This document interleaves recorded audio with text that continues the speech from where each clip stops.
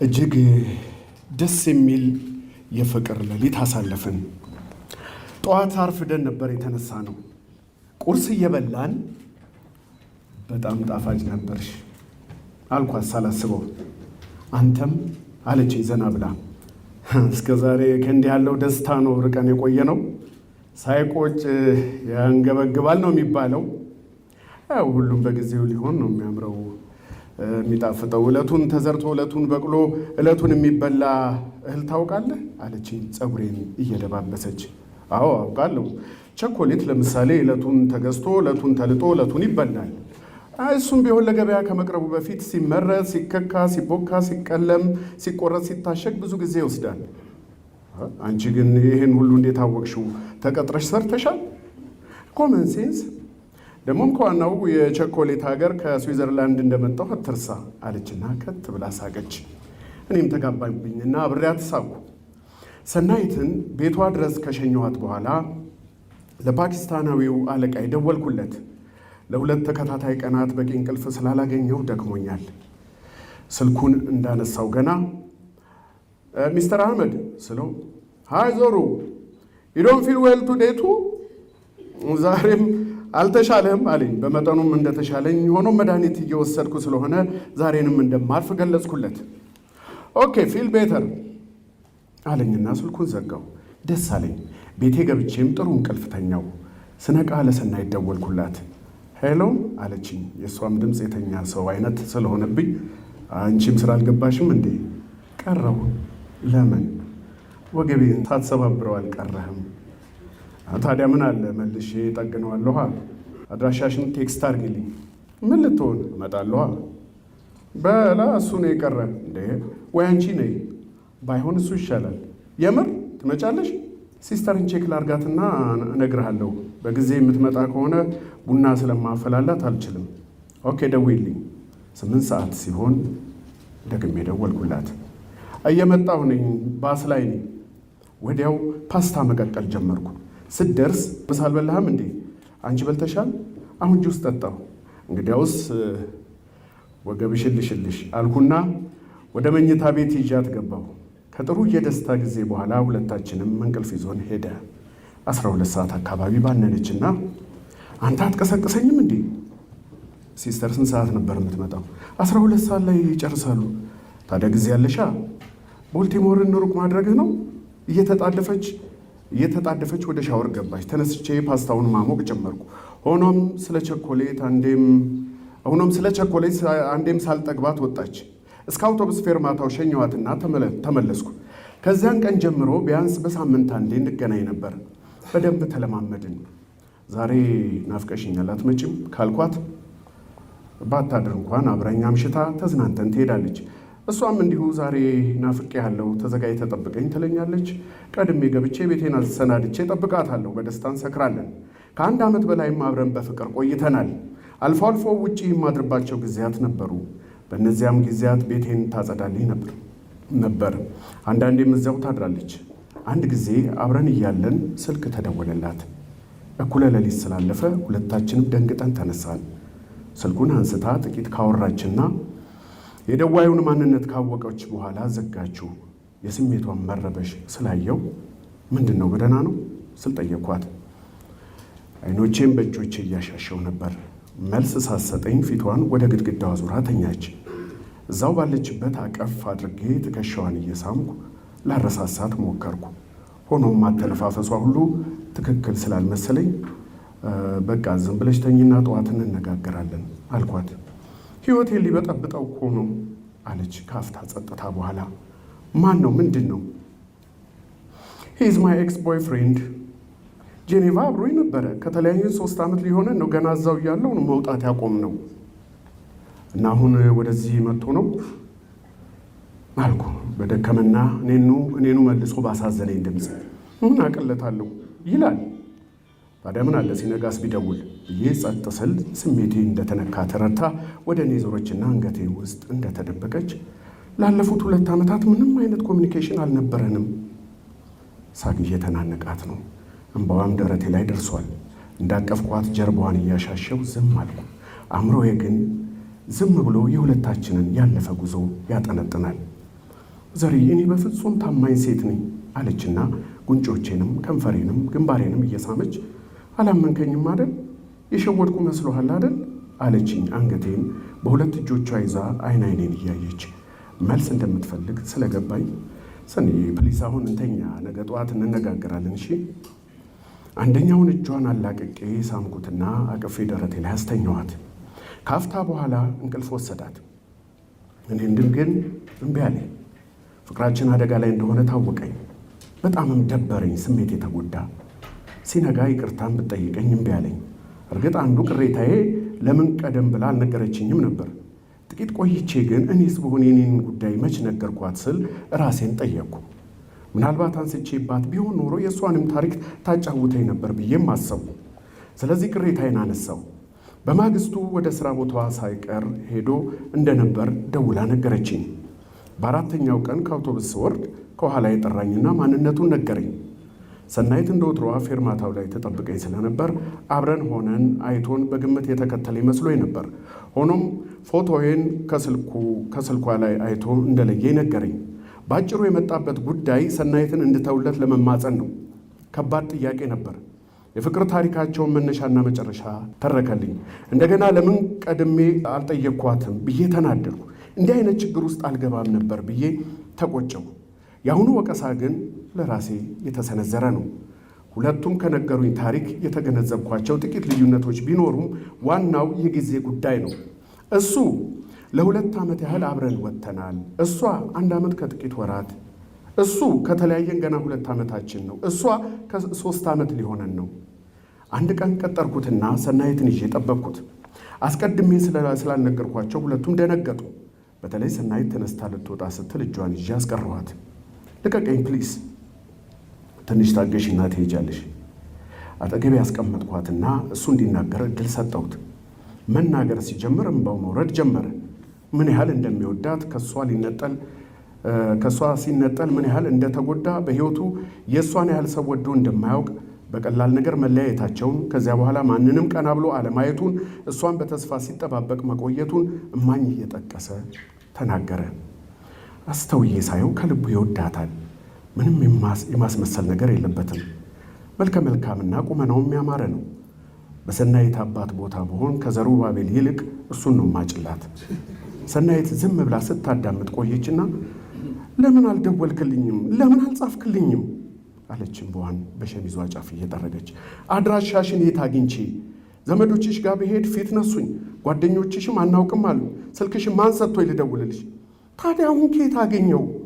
እዚህ ስመጣ ቀለለኝ። ያም ሆኖ 3 ወር ፈጅቶብኛል። በየቤተ ክርስቲያኑ ዞርኩ። በየአበሻ ሬስቶራንቱ ተንከራተትኩ። የኢትዮጵያ ኮሚኒቲ የሚባለውን ጋር ሄድኩ። ለዚያውም ፎቶች ባይኖሬ ኖሮ ባልተሳካልኝ ነበር።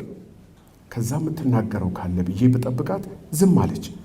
በዚህ ተበረታታ መሰል እግሯ ስር ወደቀና ሰንዬ፣ እኔም መቤት የኔ ፍቅር እባክሽን ይቅርበኝና እንደ ድሯችን እንሆን። አንቺን ፍለጋ አሜሪካ ድረስ የመጣሁት እስካሁን የቆየሁት ባይሳካልኝ ነው። በመድኃኔዓለም በድንግል ማርያም ይዤሻለሁ። እሱን ለብቻችሁ ብታደርጉ ስት አልኩኝ። ካያያዙ ቶሎ የሚያቆም ስላልመሰለኝ ያኔ ከወለሉ ተነስቶ አጠገቧ ተቀመጠ። እሷ አቀርቅራ ዝም አለች። ከንግግሯ ከስሜቷና ካስተያየቷ እሷን ብትሆን ፍቅሩ ጨርሶ የወጣላት አትመስልም። ምናልባት ዳግም እንደማይገናኙ ገምታ ለመርሳት እየሞከረች ቆይታ ይሆናል። የኔ ጉዳይ ከይሉኝታ የማያልፍ መስሎ ተሰማኝ። ሂሳብ ከፈልኩና ተያይዘው ወጣን። ፌርማታው ጋር ስንደርስ እኔን ከጨበጠና የእሷን እጅ ከሳመ በኋላ እደውላለሁ ብሏት እየፈገገ ሄደ። እርግጠኛ የሆነ ይመስላል። በራስ የመተማመን መንፈሱ እዚያው በዚያው ሲያድግ ተመለከትኩት ማለት ይቻላል። የአንድ ወንድም ልብ ወደ ሐሴት፣ የሌላው ወደ ሐዘን። አውቶቡስ ውስጥ ከሰናይት ጋር እንደ ወትሯችን አብረን ብንቀመጥም ብዙም መንገድ በዝምታ ገፋ ነው። ከዛ ጸጥታውን ለመስበር ይሁን ጭንቀቷን ለመገላገል በረጅሙ ተነፈሰች። በዚህን ጊዜ እንደ ማጽናናት አይነት ትከሻዋን አቅፌ አይዞሽ አልኳት። ቴንኪው ብላ ዝም አለች። ፌርማታዬ ጋር ስደርስ ግንባሯን ስሜ ልወርድ ስል አንገቴ ላይ ተንጠልጥላ እየየዋን ለቀቀችው። ይህን የሰሙ ተሳፋሪዎች ዞር ዞር ስላሉ ተመልሼ ተቀመጥኩ። አልጠላኸኝም አይደል? ይሄ ነገር ይፈጠራል ብዬ ጨርሶ አስቤው አላውቅም። እባክህ እንደማጠላኝ ንገረኝ። ለምን እጠላሽለሁ? ወድጄሽ እርግጠኛ ነኝ አንቺም ወደሽኝ ጥሩ ጊዜ አብረን አሳልፈናል። በቀላሉ የማይረሳ የጋራ ህይወት ነበረን። በእርግጥ አልደብቅሽም፣ በጣም ከፍቶኛል። ፍቅራችን በዚህ መንገድ ባይጠናቀቅ ደስ ይለኝ ነበር፣ ግን ምን ማድረግ ይቻላል? ሆኖም አልጠላውሽም፣ ወደፊትም አልጠላሽም። ስለዚህ ቢያንስ አውቶቡስ ውስጥ እንገናኛለን። ሰፈር ካልቀየርኩ ልንገናኝ እንችላለን። ለምን ትቀይራለህ? አይ ፊትም ወደ ስራ ቦታ የቀረብ የማለት ሀሳብ ነበረኝ። አንዳንዴ ከመሸ ስለምንደርስ ሰርቪስ መጠበቁ አሰልችቶኝ ነበር። የሆነ ሆኖ እስካሁን አለው። አለዚያ ሲመቸን መደዋወል እንችላለን። በዛ ላይ አንቺም እኮ እሱ ጋር ሙቭ ልታደርጊ ትችያለሽ። ባይሆን እዛኛው ፌርማታ ልውረድ አልኩና ተነሳው። እንደገና ተቃቀፍን፣ ተሳሳምን። ውስጤ እየተረበሸና እያዘንኩ ግን ደግሞ አምኜበት ተለየዋት። አልፎ አልፎ ትደውልልኝ ነበር። እኔም ለገናና ለአዲስ ዓመት እደውልላታለሁ። አንድ ቀን ግን ስለ እሱ ጠይቄያት አላውቅም። በግምት ከ1 ዓመት በኋላ ደወለችና ልንጋባ ነው አለችኝ። ኮንግራጁሌሽንስ አልኳት። ጥቂት ፋታ ወሰደችና ደግሞ አገር ቤት ነው? ኦ ግሩም ነው። ከልቤ ደስ አለኝ።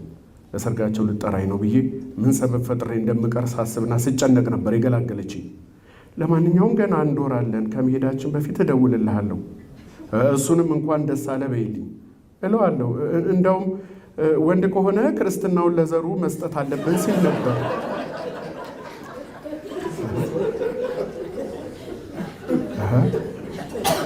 መንገድ ላይ ያለ ነገር አለ እንዴ? አዎ የ3 ወር። ለዚህ ነው የተቻኮል ነው። በድጋሚ እንኳን ደስ አላችሁ። ቴንኪው። ስልኩን እንደዘጋው እኔ ማስወለድ እችል ይሆን እንዴ? ምናልባት ቀድሜ አጸንሻት ቢሆን ኖሮ እኮ አሳልፌ አልሰጣትም ነበር የሚል ሐሳብ በአእምሮዬ ሽው አለ። አመሰግናለሁ።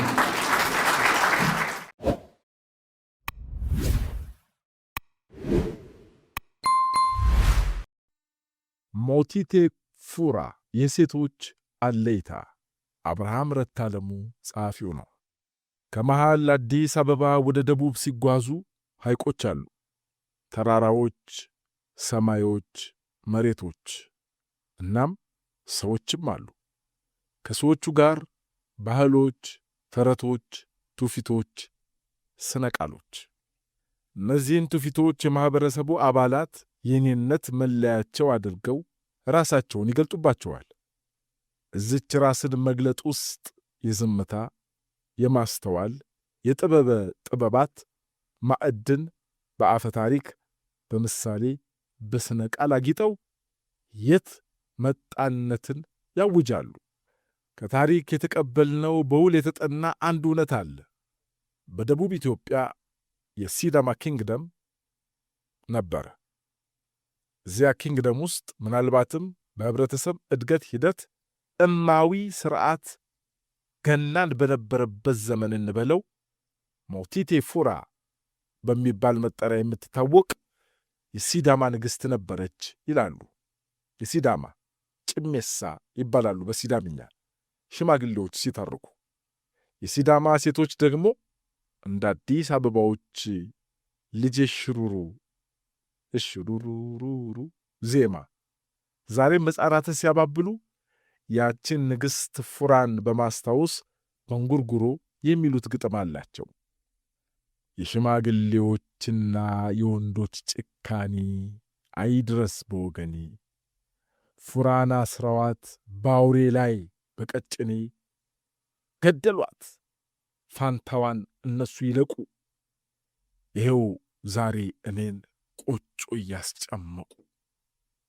በሲዳማ የሆንጬ ጎጄ በራፍ ዝግ እያለ የሚያልፍ እንግዳ ይህንን ግጥም ልብን በሚገርፍ የእንጉርጉሮ ቃና የሰማ ከመሰለው በዛች ቤት ውስጥ አንዲት የሲዳማ ብሔረሰብ ሴት ሕፃን አዝላ ቡላምቢሎ፣ ቡርሳሜ ወይም ፉርፍራሜ እያዘጋጀች መሆኑን መገመት ይፈቀድለታል። ግጥምና ዜማ ብቻም አይደል፣ የጸጸት ራሮትም ነው። ይህም ብቻ አይደለም፣ በመንቃት ላይ ያሉ ሴቶች መታየትም ነው። ጭሜሳዎቹን ወክለን እናውጋችሁ። ከዛሬ የፈለግነው 1000 ዓመት በፊት ሞቲቴ ፉራ የምትባል ንግሥት ሲዳማን ትገዛ ነበር። ባልየው ንጉሥ ዲጋሞ ኮያሞን የመጽሐፍ ቅዱሱን ሳምሶንና ደሊላ የተባለች ሴት ባስገደለችበት ስልት ፉራ ንጉሥ ዲንጋሞን ከገደለችው በኋላ እማዊ ሥርዓት አስፍና ለረዥም ዓመታት በሥልጣን ላይ ቆየች። ይህች ንግሥት ከዮዲት ጉዲት ጋር የሚያመሳስሏት ታሪክ አጥኚዎች አሉ። በሲዳማ ሽማግሌዎች የትረካ ወግም በጨካኝነቷ የሚጠቀሱ የተለያዩ ድርጊቶችም አሏት። ሞቲቴ ፉራ በዘመኑ ወንዶችን መፈተን፣ ማሰቃየት፣ ማስጨነቅ ትወድ ነበር ይባላል። የሲዳማ ሽማግሌዎች በወግ በውይይት በነገር ደርዝ በማውጣትና ነገር በመመስጠርና በዘዴና በብልሃት ዛሬም ደረጃቸው ከፍ ያለ መሆኑ ይነገራል። ፉራ ተሰብሰቡ ብላ ታዝና ይመልሱት ያዳግታቸዋል ብላ የገመተችውን ጥያቄ ታቀርብላቸዋለች።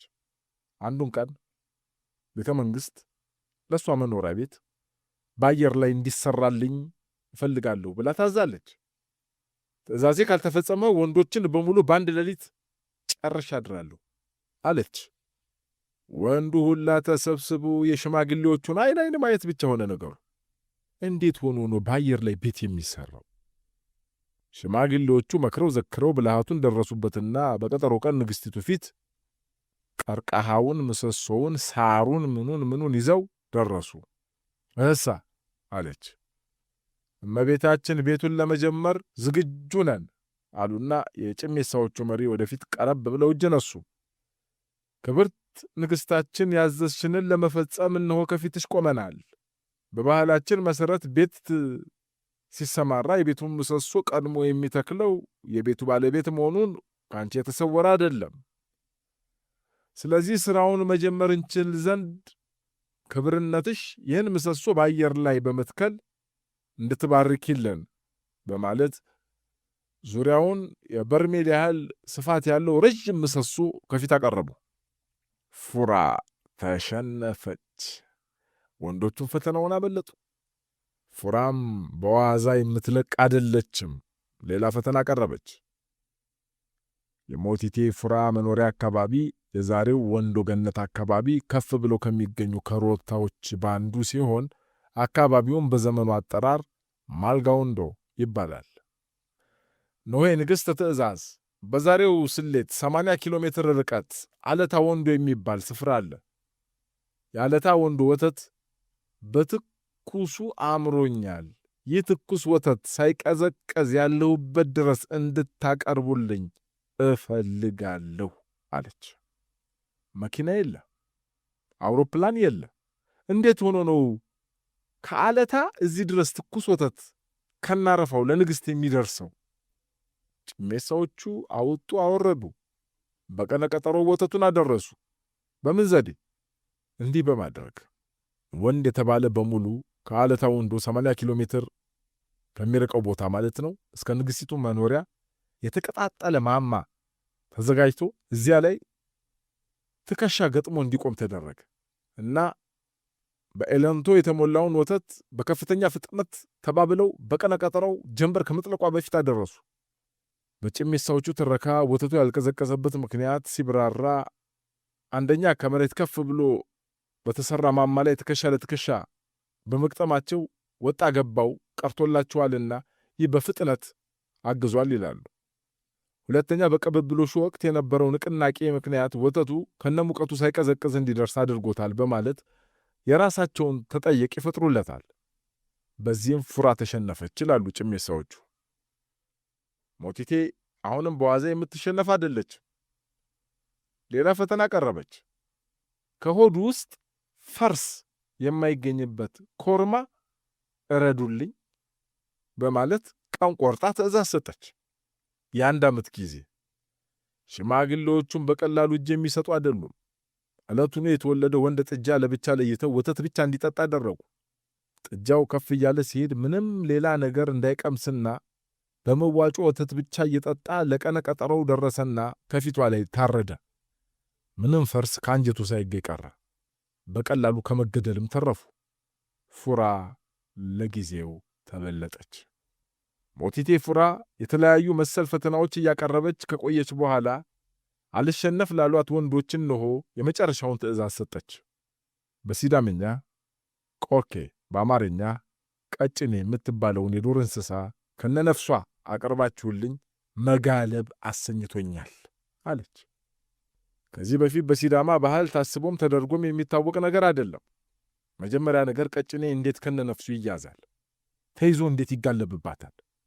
ጭሜሳዎቹ አውራ ብልሃት ዝያጃቸውን ከተደበቀበት ዋሻ ድረስ በመሄድ ይሄውልህ ደግሞ በመጨረሻው እንዲህ ያለ ነገር እኮ መጣች በማለት ችግራቸውን በዝርዝር ነገሩት።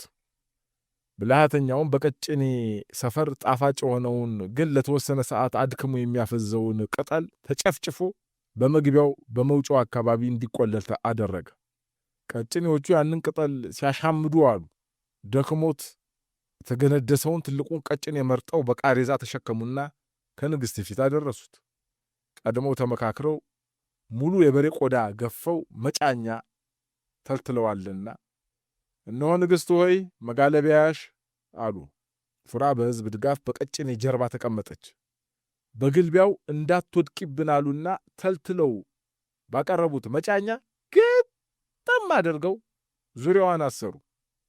ቀጭኔ ሆይ ረሃቡ ሞርሙሮ ከሰመመኑ ሲነቃ ከጀርባው ሰው ይደነብርና በየጢሻው በየገደሉ እየጋለበ ከአማልጋ ወንዶ የተነሳ በሸበዲኖ በኩል አቋርጦ የይርጋለም መዳረሻ ኩራኛ በተባለ ቀበሌ ውስጥ ልቡ ፈንድቶ ይሞታል። ከጀርባው ግን የሞቲቴ ደም ብቻ እንጂ ስጋዋም በየቦታው እየተቆራረጠ ወድቋል። ይህ ከመደረጉ ከታወቀ በኋላ ወንዶቹ ሲደሰቱ፣ ሴቶቹ ግን እያለቀሱ ባለፈችባቸው ስፍራዎች ሁሉ እየተከተሉ ሀፍረተ ስጋዋን ያገኙበት ቦታ ሳላ አሉ። እንዷን ያገኙበትም ቦታ ዳሴ አሉት። እያንዳንዷን የአካላቷን መለያ ያገኙበትን ቦታ ስም እየሰጡት ቀጭኔው የደረሰበት ቦታ መድረሳቸውን ይተርካሉ። በነገራችን ላይ አድማጮች፣ ዛሬ ወደ እነዚህ አካባቢዎች ብትሄዱ የተጠቀሱት ስፍራዎች የየቀበሌዎች መጠሪያ ስም ሆነው ያገለግላሉ። የሲዳማ ሴቶች ኩራ የተባለውን ቀጭኔ የወደቀበትን ስፍራ የኢቴጌ ፉራ የመቃብር ቦታ ነው ብለው ስለሚያምኑ ኩራ ጎንፎ ኩርሴ ይሉታል። እና አንዲት የሲዳማ ሴት ከየትኛውም አቅጣጫ መጥታ በዚያ በኩል ስታልፍ ኩራ ስትደርስ ቦታው ላይ ይሁነኝ ብላ አስባ የያዘችውን ወተቷን አፍሳ ግጥሙንና ዜማውን እያንጎራጎረች ታልፋለች። የሽማግሌዎችና የወንዶች ጭካኔ አይድረስ በወገኔ፣ ፉራና ስራዋት ባውሬ ላይ በቀጭኔ ገደሏት፣ ፋንታዋን እነሱ ይለቁ፣ ይሄው ዛሬ እኔን ቆጮ እያስጨመቁ እያለች ታዝናለች።